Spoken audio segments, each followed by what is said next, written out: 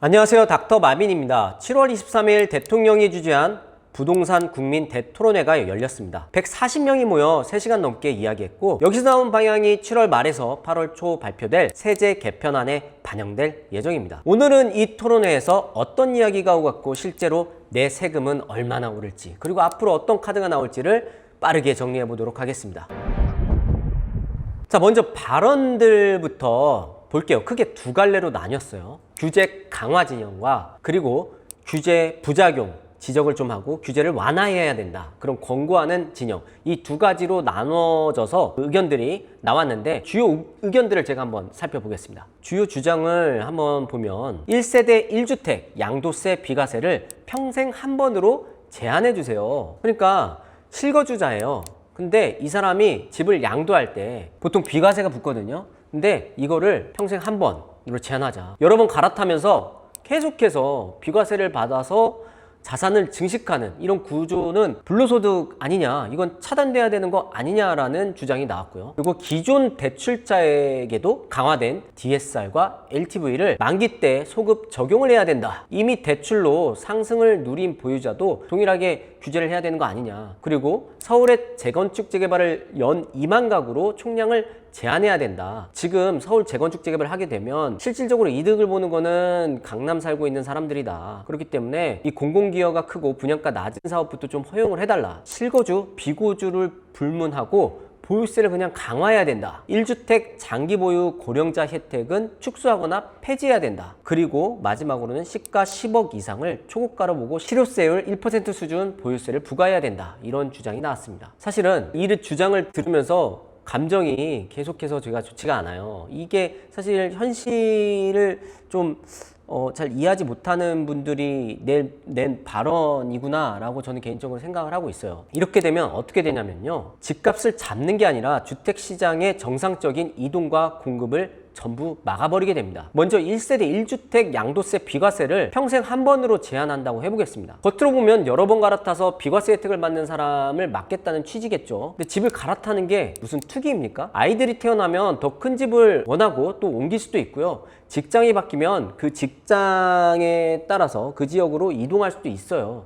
은퇴 후에는 작은 집으로 줄여갈 수도 있습니다. 이런 정상적인 주거 이동까지 평생 한 번만 비과세를 인정하겠다는 건지 저는 좀 이해가 안 가더라고요. 그러면 만약 이게 적용이 되면 사람들은 어떻게 할까요? 세금이 무서워서 집을 팔지 않게 됩니다. 그러면 만약에 내 자녀나 내 직장 때문에 집을 옮겨야 되는 사람은 어떻게 할까요? 전세 주고 전세나 월세로 갈 수밖에 없는 거죠. 이렇게 되면 이 가구는 비거주 1주택자가 됩니다. 지금 말하는 비거주 1주택자가 이런 식으로 탄생하는 거예요. 집은 가지고 있는데 그 집에 거주를 안 하고 전월세 주고 나가는 거예요. 자기가 어쩔 수 없이 교육 때문에, 직장 때문에, 아니면 부모 봉양 때문에. 현 정부에서 자기 집에 머물고 있지 않는 사람들을 모두 지금 원정 투기꾼이다 라고 규정하고 그 비거주 1주택에 대해서 세수를 확대하려는 움직임이 지금 있잖아요. 근데 만약 이런 일이 벌어지면 이 역시도 멀쩡한 실수요자들한테 문제가 되는 겁니다. 결과적으로 이러지도 저러지도 못하고 자신이 산 집 한 채에 묶인 채 거주 이전의 자유를 빼앗기게 되는 결과를 초래하게 되겠죠. 투기를 막겠다고 만든 그런 제도가 오히려 매물 잠김과 세대 간 자산 격차를 더 키울 수 있다는 얘기예요. 자, 이제 두 번째, 기존 대출자에게도 강화된 DSR과 LTV를 만기 때 적용해달라. 이것도 논리는 그럴듯해요. 과거에 대출을 많이 받아서 집값 상승의 혜택을 받으니까 새로운 규제를 동일하게 적용받아야 된다라는 건데,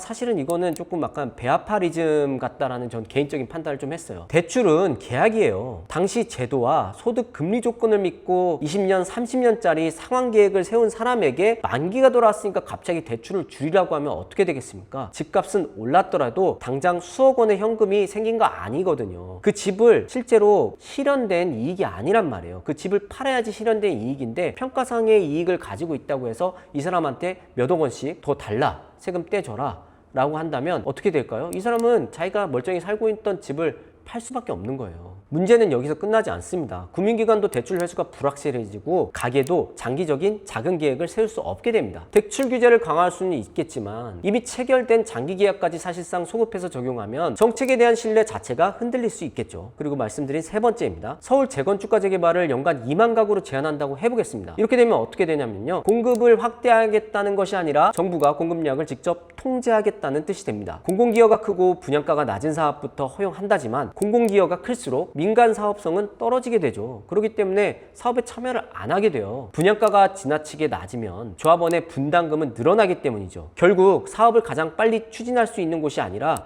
정부가 원하는 조건을 맞춘 곳만 허가받기 되기 때문에 공급량이 더 줄어들게 되겠죠. 마지막으로 시가 10억 원 이상 주택을 초고가 주택으로 보자라는 의견이에요. 원래 서울의 고가 주택 기준이 수년 전만 해도 원래 9억 원이었습니다. 그런데 지금 12억 원까지 올라 있는 상황이에요. 그런데 서울 평균 아파트 지금 가격이 얼마인지 아세요? 작년 12월에 15억 원을 이미 넘었습니다. 어떻게 보면 서울 평균 가격이 이미 고가 주택의 기준을 넘겼기 때문에 뭐 이런 의견이 나올 수 있어요. 이 의견을 낸 분은 지금 서울 아파트는 이미 평균 15억 원이 넘어섰는데 지방의 아파트 평균 가격은 3, 4억 원 수준에 불과합니다. 그렇기 때문에 전국 평균을 내게 되면 5억 원 수준밖에 되지 않기 때문에 여기에 2배가 되는 10억 원이 초고가 주택 아닙니까? 평균 10억 원의 아파트가 전체 우리나라 국민으로 봤을 때는 이게 초고가 주택이에요. 그렇기 때문에 10억 원부터 초고가 주택이라고 규정을 하고 여기에 다 보유세를 징수합시다. 이런 아주 급진적인 의견을 냈단 말이에요. 그러면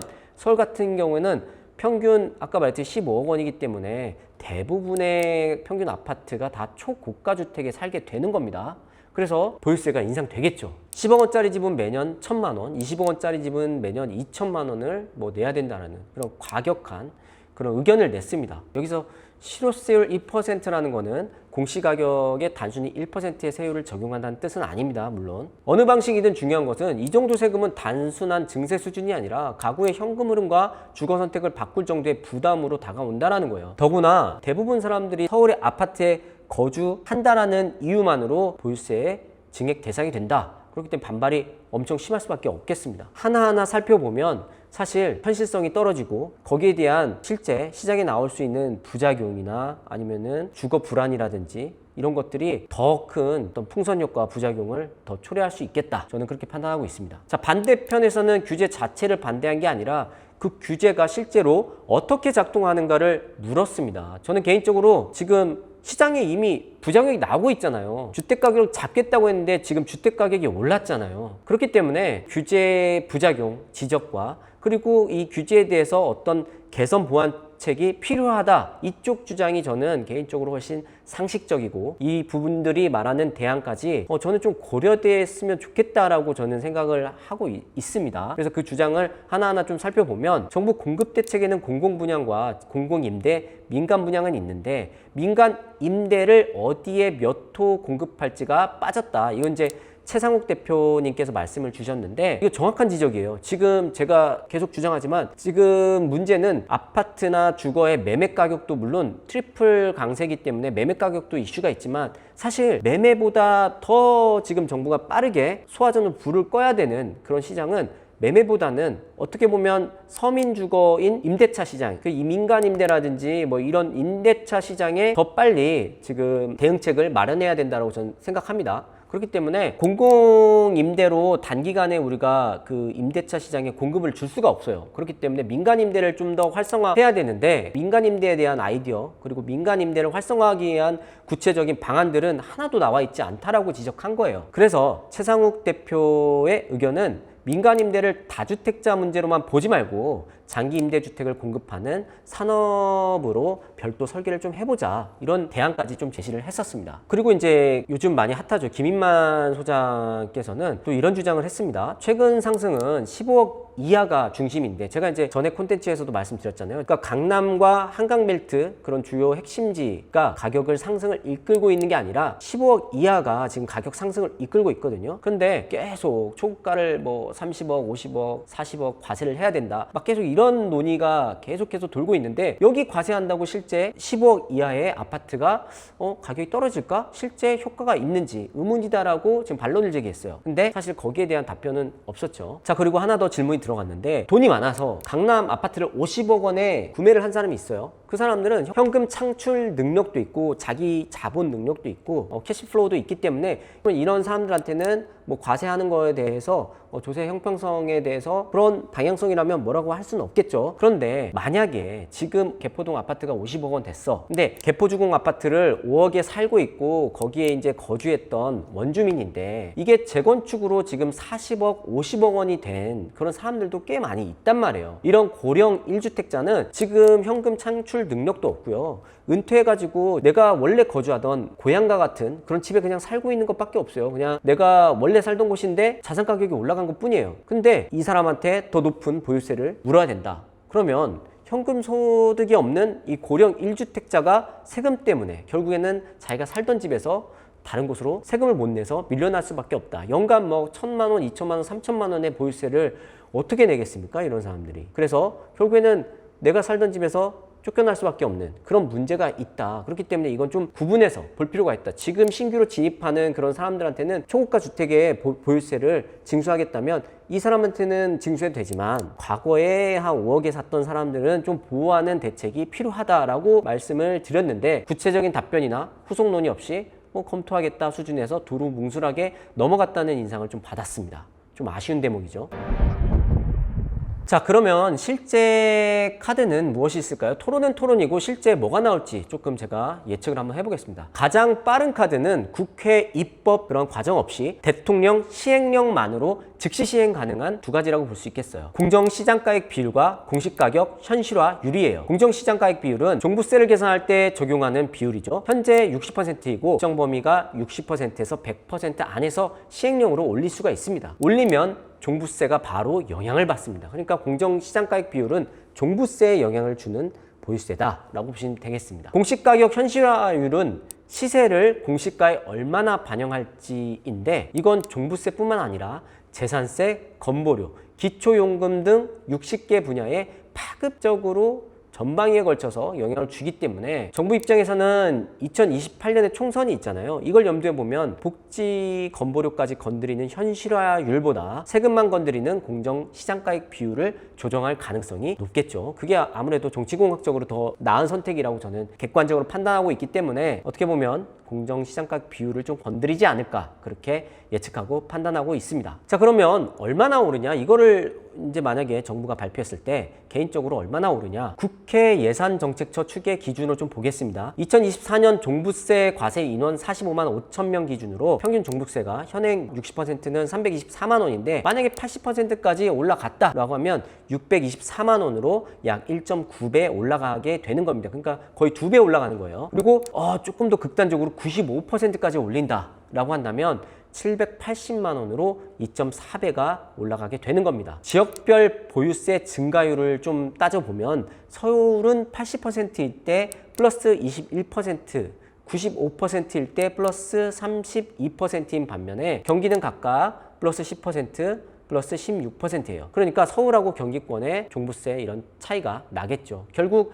이 카드의 타격은 사실상 서울에 집중되도록 설계되었다라고 볼 수 있겠습니다. 자, 그럼 내 집은 어떻게 되냐? 공시가별로 단순 계산한 거예요. 한번 참고 삼아서 말씀드리겠습니다. 1주택 단독 명의 기준이고요. 재산세 공제와 세액 공제 반영 전이기 때문에 방향성만 좀 참고해 주시면 좋을 것 같아요. 공시가 12억 이하는 0원이어서 변화가 없습니다. 공시가 15억, 시가 약 21억 원의 주택의 경우는 60%일 때 90만 원, 80%일 때 120만 원, 90%일 때 135만 원, 공시가 20억 원일 때 시가 약 28억 원이 되겠죠. 60%일 때 276만 원, 80%일 때 400만 원, 90%일 때는 약 480만 원까지 올라가게 됩니다. 문제는 공시가 30억 원이에요. 시가 약 43억 원인데요. 60%일 때 840만 원, 80%일 때 1272만 원, 90%일 때 1506만 원 수준입니다. 공시가 43억. 정부에서 초고가 주택을 얼마로 두는지에 따라 달라지는데 이 초고가 주택 수준을 보면 60%일 때는 1,800만 원 수준이고 80% 이상이 되면 2천만 원, 그리고 90% 이상이 되면 3천만 원이 넘어가게 됩니다. 정리하면 공시가 15억에서 18억 구간은 아직 한 100만 원대라서 서울 중상급지나 1주택자는 체감이 크지 않을 수 있어요. 그런데 20억 원을 넘어가게 되면 기울기가 급격하게 급해지고 30억 원부터는 1천만 원대에 진입하게 됩니다. 진짜 무서운 건 곱셈이에요. 비율만 올리면 견딜만 한데요. 문제는 세액공제를 같이 건드릴 때입니다. 지금 1주택자는 보유 실거주 해가지고 40, 40 해서 최대 80을 깎는데 20년 살고 계시는 이제 70대 1주택자는 계산상 종부세의 약 5분의 1만 내는 셈이 되겠죠. 그런데 공시가 30억을 20년 보유한 고령 1주택자로 계산 한번 해볼게요. 현재는 840만 원에 20%약 168만 원인데요. 비율을 90%로 올리고 공제 한도를 80에서 40%로 만약 줄이면 약 904만 원으로 5.4배나 올라가게 됩니다. 비율 인상만으로 1.8배인데 공제 축소가 겹치게 되면 5배가 넘는 부담을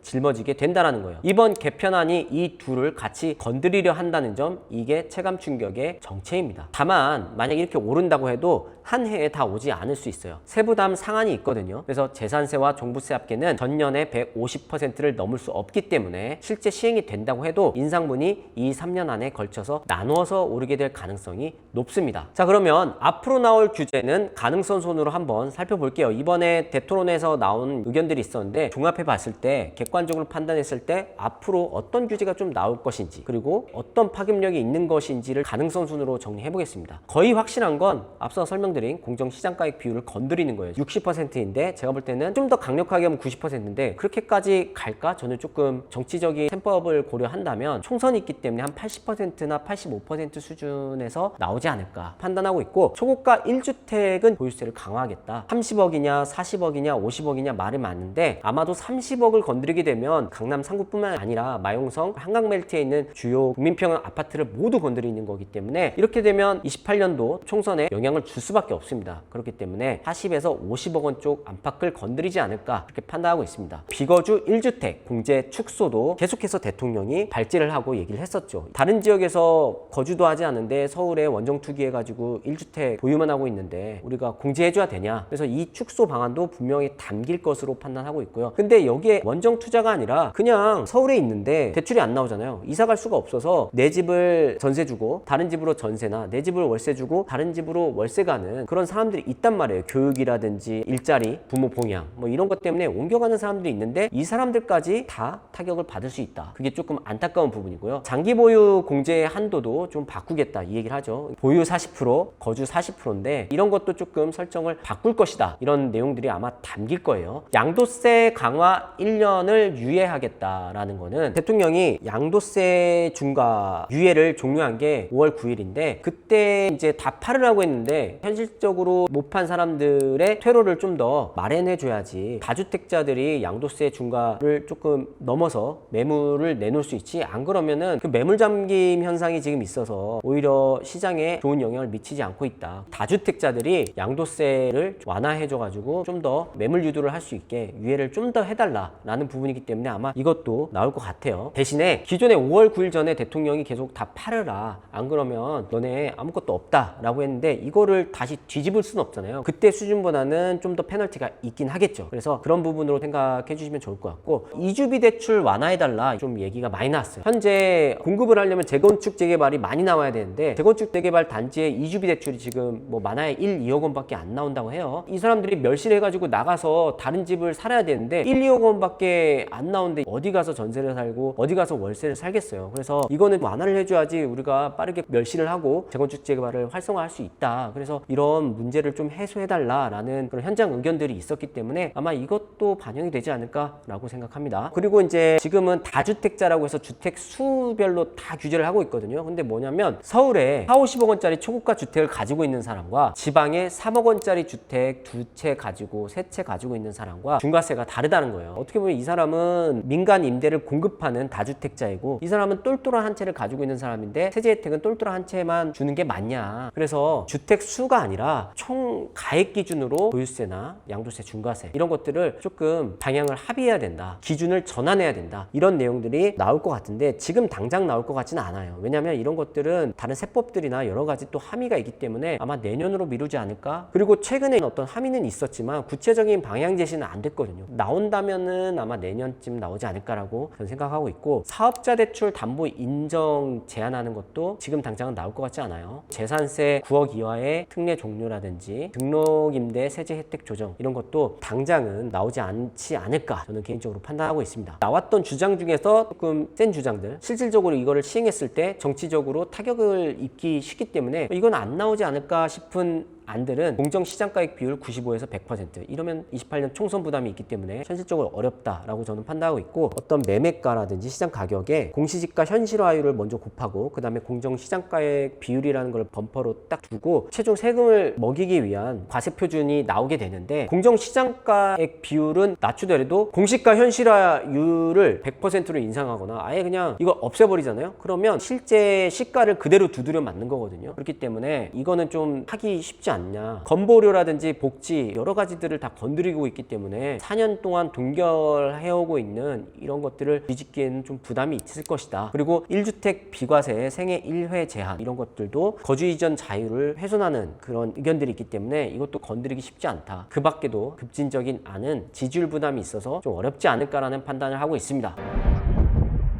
자, 이제 총평을 좀 해보자면요. 지금 부동산 민심이 사실 심상치 않잖아요. 여당의 6.3 지방선거 서울 패배의 근본 원인을 부동산으로 좀 인지하고 있는 것 같아요. 실제로 매매, 전세, 월세가 동시에 오르는 트리플 상승에 서민이 고통받고 있잖아요. 대출은 막혔고 2년 전 분양받은 사람이 잔금을 못 치르는 상황입니다. 그런데 이날 토론회장의 공기는 제가 볼 때는 사뭇 달랐어요. 보유세를 더 올리자, 1주택 혜택이 과하다, 불로소득을 걷어서 지방 청년들에게 돌리자라는 주장의 발언이 상당 부분 을 차지했어요. 지방 국립대생 교수 시민단체가 차례로 같은 방향을 말했고, 사회자가 읽은 온라인 댓글도 세제에서 대부분 강화 쪽을 읽었단 말이에요. 의도된 구성인지는 알 수 없습니다. 다만 정부의 방향에 동의하고 더 센 조치를 요구하는 국민들도 이만큼 있다라고 보여주는 게 목적이었다면 그 목적은 충분히 달성된 자리로 보였습니다. 강화론에는 격한 공간과 어떻게 실현하냐라는 구체화적인 질문이 이어지는 반면, 우리가 이제 규제는 부작용이 많고 완화해야 된다라는 그런 어떤 패널들의 말에는 그냥 그게 맞냐라는 막 반론을 하거나 시큰둥한 그런 반응을 보였다는 게 좀 씁쓸했습니다, 개인적으로. 그리고 더 씁쓸한 점은 뭔지 아세요? 토론회에서 나온 재건축 인허가, 용적률, 토지거래 허가지역, 용도 전환 뭐 이런 것들에 대한 실무적인 그런 부분에 대해서는 서울시가 직접 행정적인 담당을 하고 있는데 서울시는 참석자 명단에서 아예 빠졌다는 거예요. 이날 논의된 상당수가 서울시 권한인데, 앞서 국무회의에서도 오세훈 시장이 주택행정 얘기를 꺼내자 대통령이 그 얘기는 나중에 하시죠 하면서 말을 끊었다는 보도가 있었죠. 이거는 정치적으로는 그럴 수 있어요. 하지만 지금 정치 싸움이 아니라 국민들의 주거 불안을 좀 이야기하는 자리잖아요. 그거는 한 발 물러서서 합치를 하고 국민 주거 불안을 해소하려는 노력을 좀 했으면 좋지 않았을까라는 아쉬움이 지나긴 않습니다. 최근 한 달을 시간수로 늘어놓고 보면 흐름이 좀 보입니다. 7월 7일 부총리가 세제 개편안에 대해서 7월 말 발표 중이라고 얘기를 했죠. 9일 국회 예산정책처 추계에서 80%면 종부세가 1.9배가 된다라는 걸 공개를 했습니다. 10일에는 KB가 주담대 한도를 6억에서 3억으로 줄이겠다라고 발표를 했고, 언론을 통해서 보도가 나왔죠. 14일에서 16일에는 부처별 경청 토론회가 이어졌고요. 그 사이에 한국은행이 3년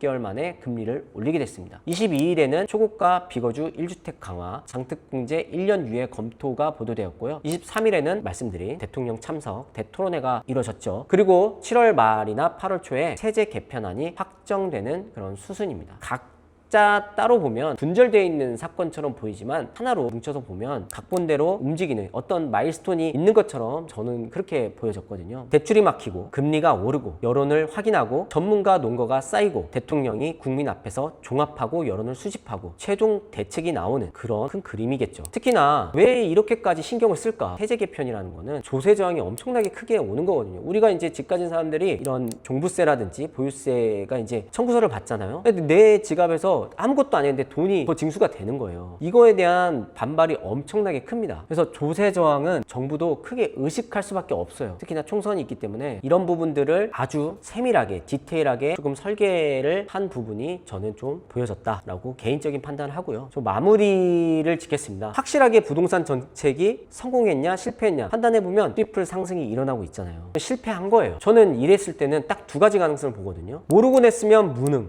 알고도 냈으면 위선입니다. 잘 모르고 이렇게 하면 진짜 집값 작겠지 라고 냈으면 무능한 거예요. 왜냐면 반대로 부작용이 엄청나게 일어났잖아요. 근데 이렇게 부작용이 있을 거라고 알면서도 이해타산이 껴있거나 지지층을 달래거나 이런 것 때문에 알고도 그냥 부작용이 나도 어차피 우린 이렇게 해야 됩니다. 보수화되는 걸 막아야 됩니다 라고 하면 위선이 되는 거예요. 국민은 무능하거나 위선적인 정부보다 유능하고 정직한 정부를 원합니다. 정책의 부작용이 시장에서 이미 확인이 됐다면 기존 방향을 정당화하는 그런 데에다가 힘을 쏟기보다 잘못된 부분을 인정하고 수정할 용기가 필요하지 않겠습니까? 이런 보완책 없이 세금, 보유세를 높이는 정책 혹은 대출을 더 강화하는 정책, 그런 정책 위주로 수요 억제책과 규제를 더 강하게 내는 그런 정책 위주로만 나온다면 이번 대토론회는 국민 의견을 반영한 자리가 아니라 이미 정해진 정책 명분을 쌓는 자리였다는 비판을 피하기 어려울 것입니다. 자, 그럼 오늘 아쉬운 마음, 개인적으로 속상한 마음 좀 많이 담아냈는데요. 월말 대책이 나오면 그 대책 중심으로 제가 다시 한번 정리해드리는 자리를 가져보도록 하겠습니다. 구독과 좋아요는 저에게 큰 힘이 됩니다. 이제까지 닥터 마빈이었습니다.